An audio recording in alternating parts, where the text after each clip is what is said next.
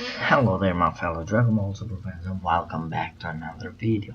In today's video we are going to be talking about Dragon Ball Super episode 55. So I'm going to be giving to you guys my review on what I thought or what actually happened on episode 55. So let's just get right into the episode. So in the beginning we got to understand something from Beerus' personality, which was something pretty interesting, and also later on in the episode we got to understand Zeno's personality too, so it was something really cool to see. We got Beerus's in the beginning. We got Beerus where he's talking to Goku and he's telling him not to be rude to the Oni King and a lot of stuff like that. And then Goku's going like, "Won't be rude." And then he asks Whis how long it's gonna take us, and Whis like, it's gonna take us 2 days, but if we go to the Supreme 5 Town, we can go there for an instant, which was kind of weird how Whis can't and Supreme 5 Town can do that. It's really weird, but anyways, Goku then says that alright, we'll go with the Supreme 5 Town, and then Beerus says to Whis to take care of the Supreme Kaiser, and that was pretty interesting. And Goku also said, "Wow, I never heard Peter say something like that, to take care of somebody." But then we got the answer, and the answer is that if Supreme Kai if the Supreme Kai of Time dies, even Beerus is going to die, because he's kind of like the creation, the one who created, and Beerus is like the one who destroys. So he kind of really, like, if Supreme Kai dies, everything that he created might also die.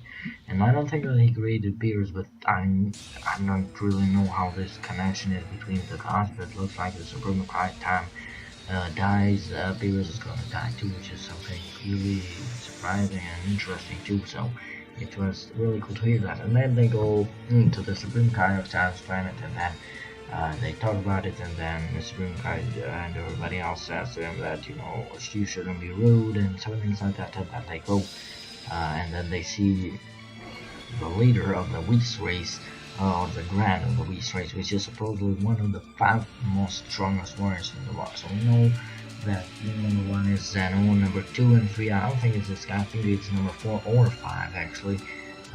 But I'm very excited to hear who are the other 3 strongest fighters in the world.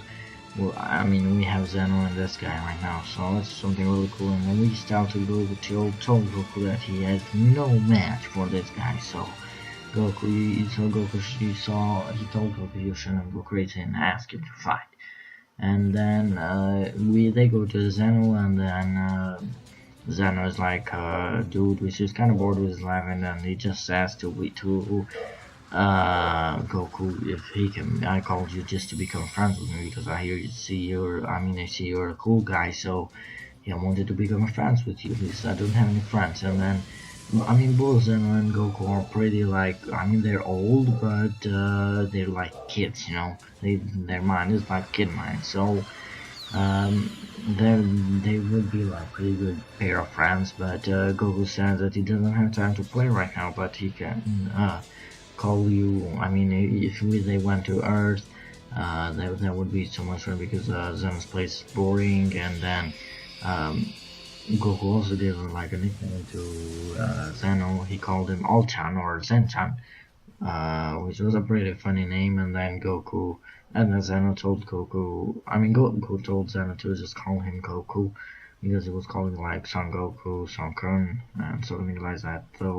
So Goku decided to tell him to call him Goku. So after that, Zeno gave Goku a button where if he touches that button, he's going to be like, if Goku presses that button, Zeno's gonna show up. And then Goku got the button, and then they went back to the Beerus planet, and then they told Beerus what happened, and then he went just like nuts when he heard how Goku gave the nickname to Zeno, calling him Zen-chan or All-chan, whatever you wanna call it.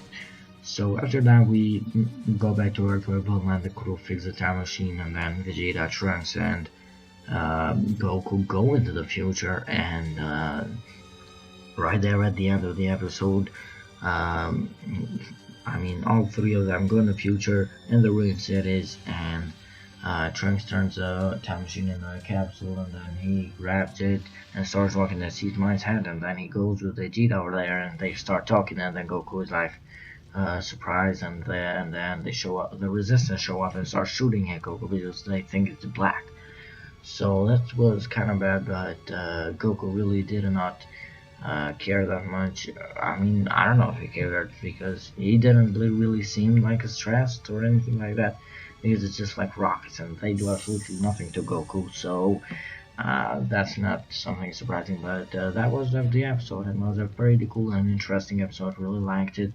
And I just cannot wait for the next one. And in the next one, we got some really cool stuff. We see Super Saiyan Blue Goku and Vegeta fighting Black, and they all also Trunks meets up with Mai, which is something really cool.